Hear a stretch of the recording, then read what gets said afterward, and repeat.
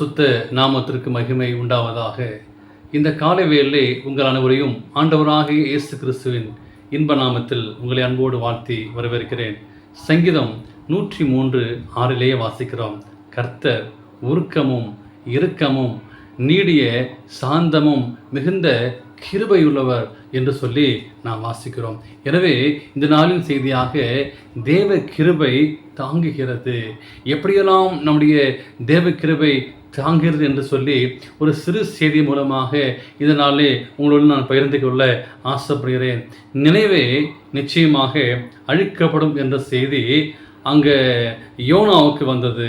ஆனால் அங்கே சென்ற யோனா தேவன் தாம் சொன்னது போல அந்த பட்டணத்தை அழித்தால்தான் அங்கு சென்றிருந்த நல்ல ஒரு அர்த்தமாயிருக்கும் என்று நினைத்தார். ஆனால் அந்த பட்டணம் என்ன ஆயிற்று? ஆனால் அந்த நல்ல அர்த்தம் இருக்கும் என்று நினைத்தார். எனவே அந்த நினைவே பட்டணத்தின் மூலமாக பார்த்துவிட்டு அவர் ஊர் திரும்ப எண்ணினார். ஆனால் நினைவே பட்டணத்தார் அங்கே மனம் திரும்புவதற்கான இன்னொரு தருணத்தை ஆண்டவர் அங்கு அளினார். நீங்கள் நான்மாக அவர்கள் தங்கள் பாவங்களிலிருந்து மனம் திரும்பினார்கள், தப்பிக்கப்பட்டார்கள். ஆண்டவர் ஒரு வாய்ப்பை கொடுக்கிறார். அன்பான பிள்ளைகளே, தகுதியின்றி பெறுவதான் கிருபை. இதனால செய்தி தேவ கிருபை எப்படி தாங்கிறது? ஒவ்வொரு வாழ்க்கையிலையும் தேவ கிருபையை நாம் எப்படி பெற்றுக்கொள்வோம்? தேவன் நம்மை அணுகுவதில் இந்த உண்மை வெளிப்படுகிறது. நீங்கள் நாளும் ஆண்டவரை எப்படி அணுகிறோம்? நீங்கள் நாளும் மனதார தவறு செய்கிறோம். ஆகவே நாம் தண்டனைக்குரியவர்கள்.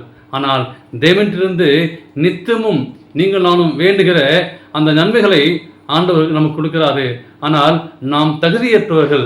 ஆனாலும் தேவ கிருபை நம்மை அரவணைத்து காக்கிறது.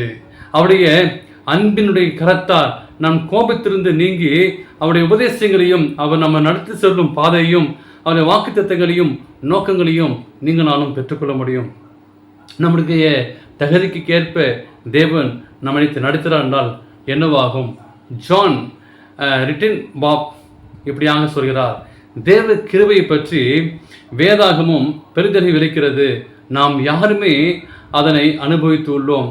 தகப்பன் தன் பிள்ளைகளுக்கு அறிவியல் குறைவுள்ளாயிருந்தால் அவர்களுக்கு போதிக்கிறார். அவர்கள் அடங்காதிருந்தால் மனம் இறங்கி பொறுத்து கொள்கிறார்கள். எனவே சுகமாயிருந்தால் பரிவோடு நம்மளை தேற்றுகிறார். அவர்கள் தவறு செய்த பின் கீழ்ப்படிய தீர்மானித்தால் அவர் ஏற்றுக்கொள்கிறார். அவர்கள் தவறு செய்யும் போது மனதுருக்கத்துடன் அந்த தேவன் திருத்துகிறார். அதுபோலவே தேவனும் தன்னை பயந்தர்களுக்கு இறங்குகிறார். அவர் நம்மேல் இரக்கம் காட்ட வேண்டும். நம்மால் எவ்வளவுதான் தாங்க முடியும் அவருக்கு தெரியும்.